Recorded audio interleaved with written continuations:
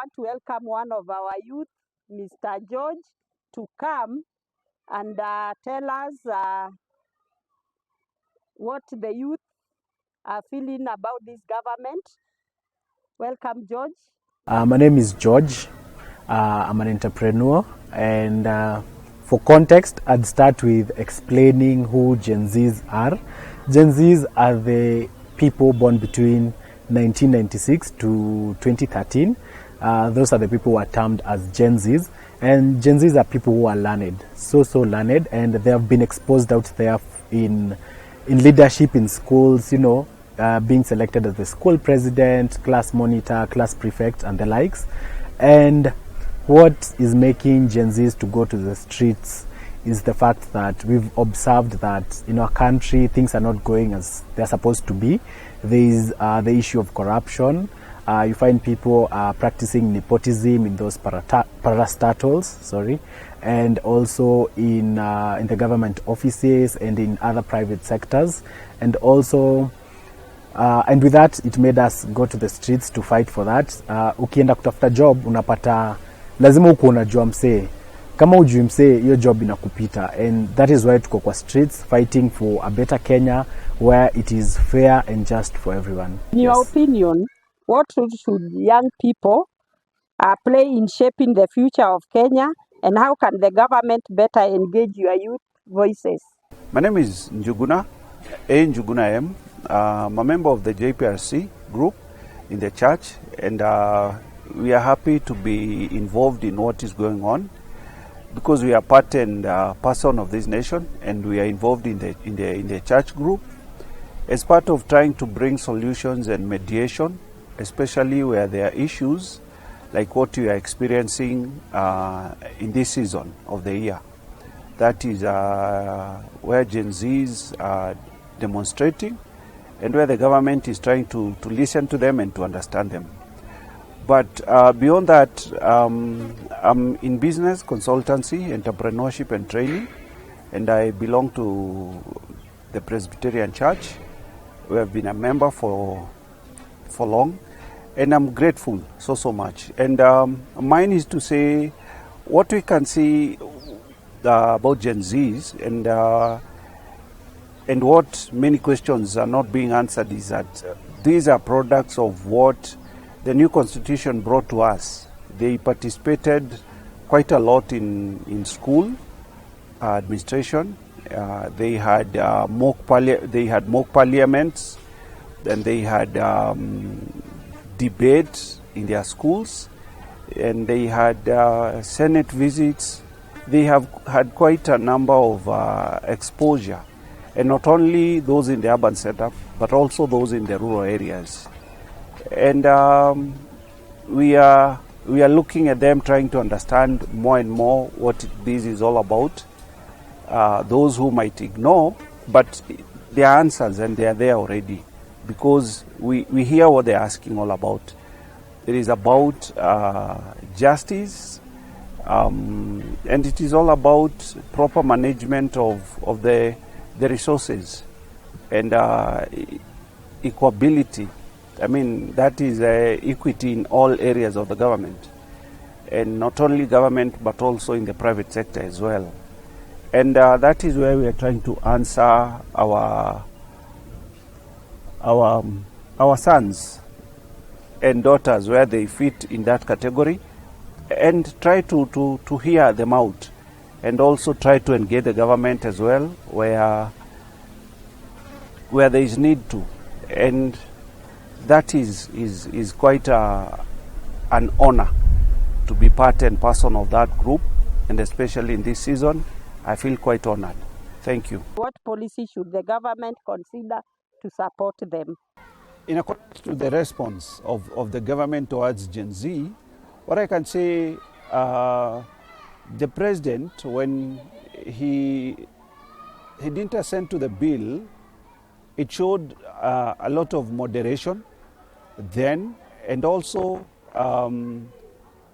as a leader of the nation, he was visited by a number of leaders, both the religious leaders and civil organizations, and we personally, I feel that he responded well when he stopped from ascending the bill. And secondly, what we saw is that he did away with the cabinet as we knew it. And that also shows that he's a man who listens to people. And as mediators, that is where we come in as JPRC. My response is that there is much more we are waiting for as he's going to form the cabinet, and also in the sense of listening to the youth and the Gen Zs. To me, he did something good, because that is the kind of leadership we need in this nation. Because he opened the door for us for discussions. Then secondly, I have happened to see him in Mombasa and other areas where he seemed to be picking up what the Gen Zs were saying. There is a discussion he had, an open forum discussion in Mombasa, and I picked a few things here and there, and I could feel what he was saying was quite in response to what the Gen Zs were saying, and I'm happy for that. Mine is to believe that what is ahead is more of inclusivity, and is a wait and wait situation, and we trust God that there is going to be a win-win situation for the Gen Zs, because the demonstration was quite a big one. It's something we haven't experienced in a short while, and that is a much I can say for now. For me, it's a wait and see, and I'm grateful that he at least took a few steps here and there.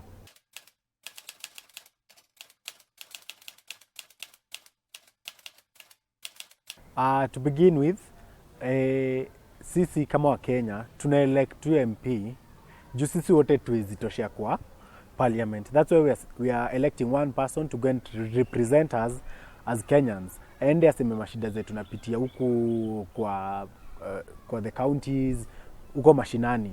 But unapata akifika hapo, anasahau Kenya ilituma ende hapo, anaenda anafanya vitu zenye they of his or her benefit. Ndio maana unapata wanapitisha vitu zenye wanajua pia si right for the common mwananchi, na ndio maana unapata wanakuja back to us wanasema we are so sorry for maybe this and this and this. They're not doing just for us as the common mwananchi wenye tuliweka hapo.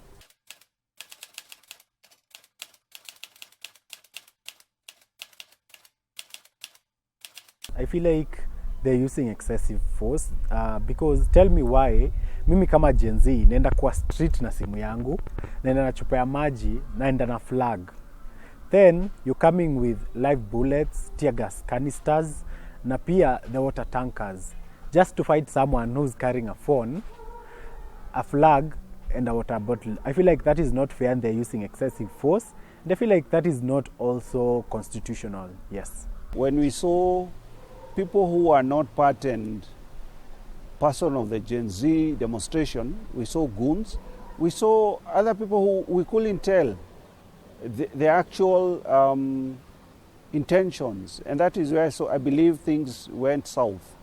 And my take is that there should be a lot of restraint on both reactions, and we need a lot of discussions and moderation from our forces, because these, when it began, were young people who came in town innocently, but we later saw what we saw, and it was not quite in order. And I believe the government is out there and is going to bring forth a win-win situation.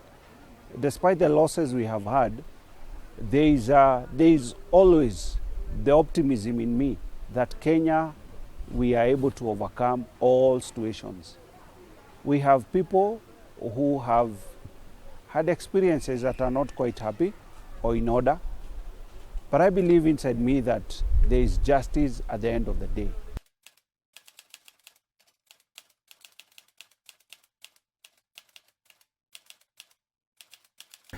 For me, they're not delivering because they're preaching water and they're drinking wine. We can see the common mwananchi, let us take an example.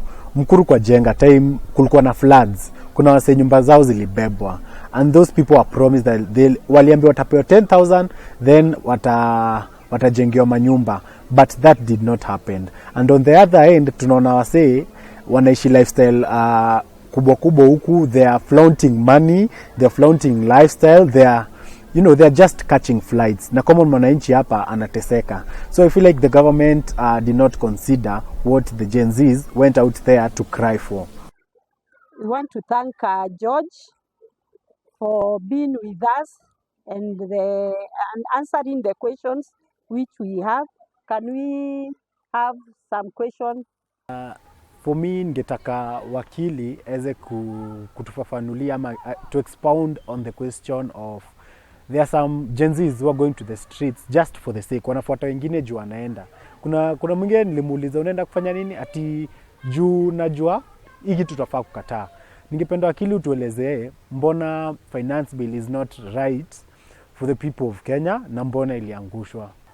To add on that, ningependa pia wakili utuambie this issue of, we were told, tumesikia kwamba 14 days zikiisha kama the president ajarudisha the finance bill to the parliament, itapitishwa kuwa law. I would like you to tell us more about that so that we may get a better understanding on the things that we are going out there to fight for. We want to thank George for being with us. We want to invite wakili to answer your question. Karibu wakili. Thank you for the question.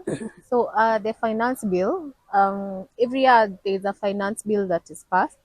So it's where a government changes the tax regime in order to be able to make money for the country and also pay the national debt, the money that has been borrowed from outside entities for the purposes of the country. So the money has to be paid. So the government has a responsibility of creating tax regimes in order to cater to those deficits. So obviously now for the 2024 bill, majority of the people or most of the people felt that the same was detrimental to Kenyans. Obviously, considering our cost of living is already very high, and then now the president or the members of parliament want us to be overtaxed. They've increased taxes on majority of things, and that is why people rejected the bill, because they felt already they are struggling with the current cost of living, and the new bill is made to increase the cost of living already. And that is why people did not want the bill. And that is why obviously people demonstrated peacefully. And that is why the president decided not to sign the bill. Ulisikia hiyo bill imeangushwa. Kama mwananchi wa kawaida hatujaweza kuielewa vizuri na nini kitatokezea ama baada ya kuangushwa nini tafuata. Kwa hivyo unaweza kutuelezea kwa sababu ya yule anatuangalia tuweze kuelewa vizuri. So repercussions za finance bill kuanguka, for now obviously since the government has to pay its debt, sindio, the government has to pay the country's debt. Obviously now they will have to go back to the drawing board, sindio, and also listen to the people, because public participation is also important to know the needs of the people as of now, and also to understand how they can increase taxes in a way that they don't nyanyasa the common mwananchi. So they will have to go back and rethink the entire motion and then now take it to the drawing board. But as of now, as the president said, there's a debt that needs to be paid. And obviously, since the bill hasn't passed, him, obviously, and the parliament itself will have to sit and find a way to make the money or to find money to be catering to these things. And obviously, as he said, he had created a body to probably investigate and to discuss and find solution on how to cater to the public debts. So as of now, the committee ndio tunangoja watengeneze, but majority of people are already saying it's not constitutional because the constitution already has a body to invest, to come up with solutions. Kwa hiyo finance bill nilisikia mambo ya lands kuhusu freehold and leasehold. And the Gen Zs walikuwa wanasema hawataki watoto wao wakose land. So what is this freehold and leasehold so that we are able to explain to the community? Okay. So leasehold and freehold are land regimes. So I'll explain it in the most easy way possible, right? So the titles that have limits, tuseme titles are 99 years, those ones are already leasehold properties. Now, when it comes to freehold properties, there is no limitation. It's yours entirely. You can if your children inherit it and their children like that entirely. No one will come and claim their property back. And then you'll find with leasehold properties, the land belongs to the government, but it's on lease to you for 99 years, and you're subjected to paying rent on that property. So I think, okay, the issue that was coming up with the finance bill, it had said for freehold properties, since it doesn't incur it doesn't incur any costs with regards to the government, they were saying that the freehold properties would pay rates, and obviously, and if you don't pay rates, then the government can take over the property. But as of now, I would give an example. Properties that are near an urban area, there are some that are leasehold, there are some that are freehold. So for the freehold properties that are in urban areas, they already pay rent. But for properties that are now after urban areas, them they don't pay anything.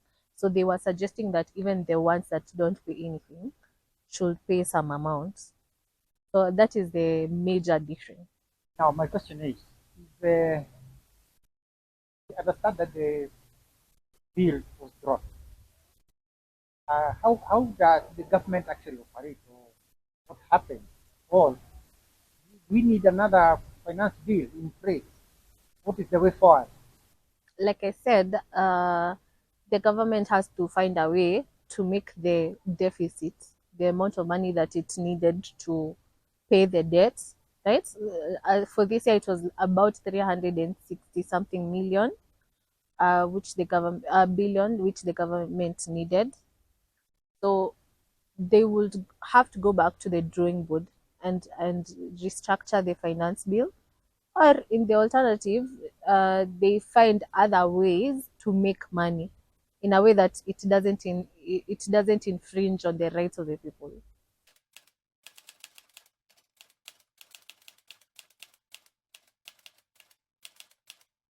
As a member of the JPRC, my general advice to the Gen Z is that remain focused, remain united in knowing what you're doing, and articulate your issues practically well, and do them within the legal framework. And the key thing is, if there are positive things that need to be recorded or brought forward, let them be brought forward. If it is picketing, and if there are things you need to see corrected, aligned, bring them forward. And more so, mine is just to advise you to bring forward ideas of how the system can be changed and ratified and adjusted, because what you are doing is good and is good for the nation, and it has to bless us and the future generations. We should open up to more and more discussions, and we also we be open to all the frames of communication platforms, be it, and I'd want to say thank you to the president, why he really tried to come on the social media. Let us do this more and more. And also the Gen Zs, for them to dig deeper, and I congratulate them, to dig deeper and understand how the government works and where issues need to be tackled. If they have issues, they can address the parliament, they can address the speaker. We have all these. We have email addresses, we have PO boxes for those where internet has not reached. But to me, this is a Kenya we have. We maximize on the communication channels we have, and I'm so happy. And I believe there is room for improvement, because Kenya is not built, is not fully built. And every other nation we see out there, they took time to be where they are. And I believe there are changes that are coming. I'm very optimistic. Thank you so much. And to sum it up, I would want to mention that JPRC is enshrined in our Practice and Procedure Manual of Pcea under Chapter 26, and we actively participate in the two problems of the church that the church undertakes, that is theology and governance of the church. And that's what we endeavor to do. Thank you very much.